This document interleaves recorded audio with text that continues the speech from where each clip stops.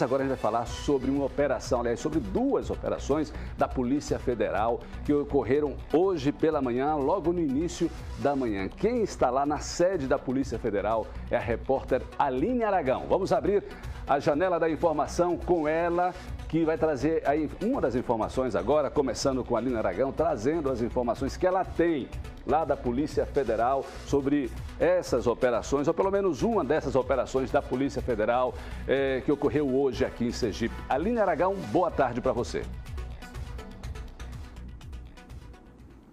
Boa tarde, Ricardo Marques. Boa tarde para você que assiste ao Balanço Geral Sergipe. Olha, Ricardo, como você disse, duas operações acontecendo aí hoje aqui em nosso estado, duas operações da Polícia Federal. Eu vou resumir rapidamente a primeira, que é de combate ao tráfico de drogas, porque sobre essa operação a Polícia Federal aqui em Sergipe não fala, porque está sendo coordenada lá por São Paulo. Mas aconteceu o cumprimento do mandado de prisão aqui em Aracaju. Foi um jovem de 24 anos, ele que já havia sido preso por furto de veículos e também por vender drogas. Ele foi preso agora nessa operação por negociar drogas através da internet. Ele participava aí de um grupo que comercializava drogas através de uma rede social. Mas, como eu disse, aqui em Sergipe a gente não vai tratar com a Polícia Federal sobre esse assunto, porque quem responde é o estado de São Paulo. Agora, pela manhã, aconteceu a coletiva para tratar sobre o desvio de verba pública, sobre uma operação bem maior, a Operação Acesso Negado. E eu estou aqui com o delegado-chefe da Delegacia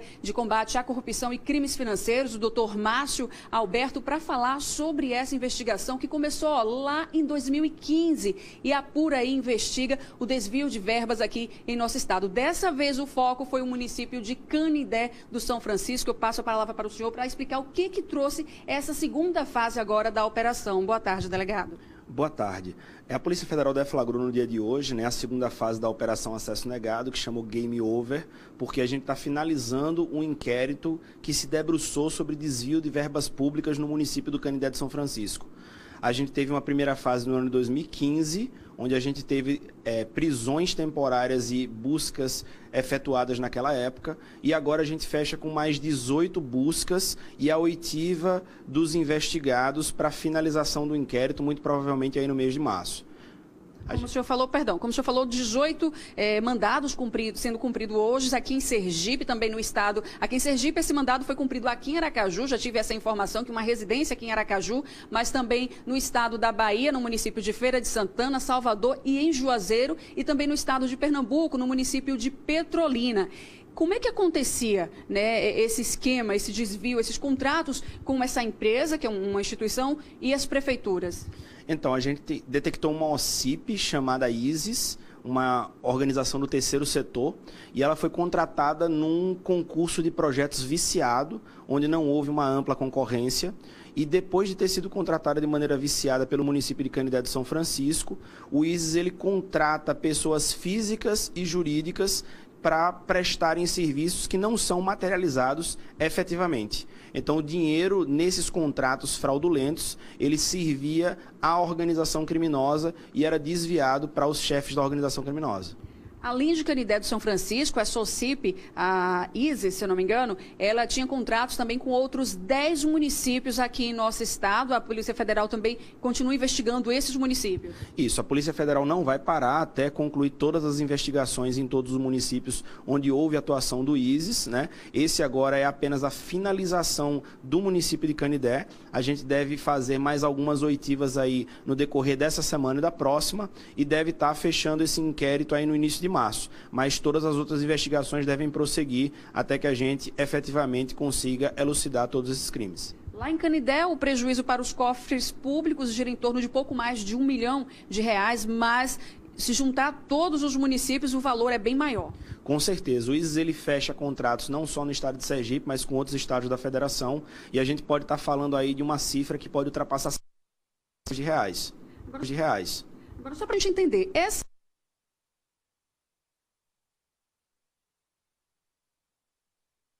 Vem para cá Vem para cá, tô comigo, vem para cá, vem comigo, tranquilo, tá tudo tranquilo. Tivemos um problema na comunicação aí com a Aline Aragão, lá na sede da Polícia Federal. Daqui a pouco ela volta, trazendo os detalhes, ainda finalizando essa entrevista com o delegado da Polícia Federal sobre essa operação que ocorreu hoje, Game Over, certo? Finalizando uma operação que investiga aí lá em Canindé de São Francisco, mas envolvendo outros municípios da Bahia e de Pernambuco. Daqui a pouquinho você continua aqui com a gente na TV Atalaia, no Balanço Geral, que vai trazer tudinho. Essas coisas de ao vivo, usando a internet, sempre acontece. Você já sabe disso, já está acostumado com isso. Que bom que você está comigo aqui acompanhando tudo isso.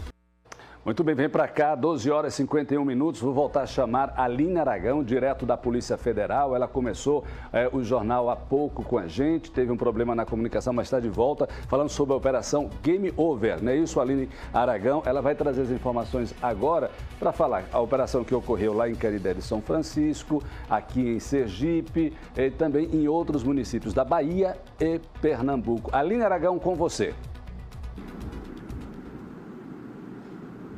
Isso mesmo, Ricardo. A gente volta falando sobre a operação Acesso Negado. Anteriormente, a gente teve um problema aqui de sinal, mas a gente volta agora para trazer mais informações. Como você disse, mandados cumpridos aqui em Aracaju, também no município de Feira de Santana, em Salvador, em Juazeiro e em Petrolina, lá em Pernambuco. Eu continuo aqui ao lado do delegado Márcio Alberto Gomes Silva, que ele é chefe da Delegacia de Combate à Corrupção e Crimes Financeiros. E uma pergunta bem interessante, que eu estava aqui pensando, que eu ia falar antes do problema com o sinal, viu, Ricardo? Sobre quem são esses investigados na operação. A gente tem informação que tem gestores públicos aí no meio. Eu sei que a Polícia Federal não fala o nome, mas eu queria que o senhor detalhasse aí um pouco mais sobre os investigados. Esse período de investigação detectou que se trata de efetivamente uma organização criminosa e a gente tem participação tanto de um núcleo que a gente denomina núcleo político, que são servidores públicos do município. Sem eles, a gente não teria a contratação fraudulenta, viciada dessa organização social. A gente tem um núcleo que comanda efetivamente as fraudes, né, que é chefiado aí por pessoas que são lá dessa região de Juazeiro e Petrolina. Você tem também as pessoas que funcionam como laranjas, que são presidentes de entidades e, às vezes, representantes legais de empresas, mas, na verdade, não têm poder de mando. Essas pessoas são comandadas pelos chefes da organização criminosa, né? Então, tudo isso aí engendrado para desviar dinheiro público por meio dessas contratações fraudulentas. Então, no município de Canindé, por exemplo, a gente pode dizer que o chefe do executivo está sendo investigado. O chefe do executivo daquela ocasião. Uma fraude como essa, quando você tem um concurso de projetos ou algum procedimento licitatório que é pré-fabricado, ela não funciona sem que efetivamente exista a aquiescência, a autorização, a anuência dos gestores municipais. Aí a gente está falando do chefe do executivo, dos secretários que giram em torno dessa contratação e das comissões de licitação. Lembrando, viu, Ricardo, que a investigação começou em 2015 e investiga por aí os contratos de 2013 até 2015. E outra informação interessante é que o chefe, né, o chefe dessa organização não é o presidente da ISIS, ele é um laranja, porque é muito comum o uso de laranjas em esquemas como esse.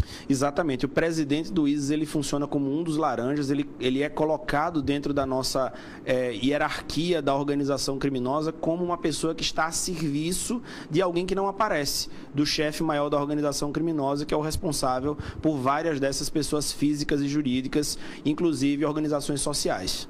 Além dos mandados de busca e apreensão, quais foram as outras medidas adotadas pela Polícia Federal nesta fase da operação? A Polícia Federal representou tanto mandados de busca quanto mandados de prisão, mas o Judiciário entendeu que nesse momento não havia necessidade de decretar a prisão dos investigados. A gente também representou pelo sequestro de bens, que é para garantir o ressarcimento ao erário municipal, e a gente também representou pela proibição que essas entidades sociais contratem futuramente com o poder público. Quando o delegado fala em ressarcir o erário, a gente lembra que só em Canindé o valor estimado passa de 1 milhão, é 1.300.000, mas se apurar todos os problemas, todas as irregularidades envolvendo essa OCIP, o montante é bem maior. Isso, a gente calcula que a gente pode passar até de 50 milhões de reais se a gente tratar com as contratações que o ISIS fez aí Brasil afora. quais os crimes que essas pessoas podem responder? A gente tem aí participação em organização criminosa, o desvio de verba pública, a gente tem fraude em licitação e lavagem de dinheiro, porque para que o desvio se efetue, a gente percebe com as quebras de sigilo bancário e as perícias que houve uma série de movimentações financeiras para encobrir o real destino desse dinheiro que foi desviado à área dos cofres municipais. Delegado, quero agradecer a sua participação, a atenção, ter ficado até esse momento aqui esperando para falar com a nossa equipe, para continuar essa entrevista. Lembrando, viu, Ricardo, que o foco dessa vez foi Canindé de São Francisco, mas a investigação continua. Como o delegado falou anteriormente, a OCIP, a ISIS, ela tem atuação aí em pelo menos 10 municípios aqui em nosso estado. Ricardo. Obrigado, Aline Aragão, delegado da Polícia Federal, pelas informações para a gente, todas atualizadas. A gente começou no início do Balanço Geral, está encerrando, atualizando as informações para você que acompanha a gente.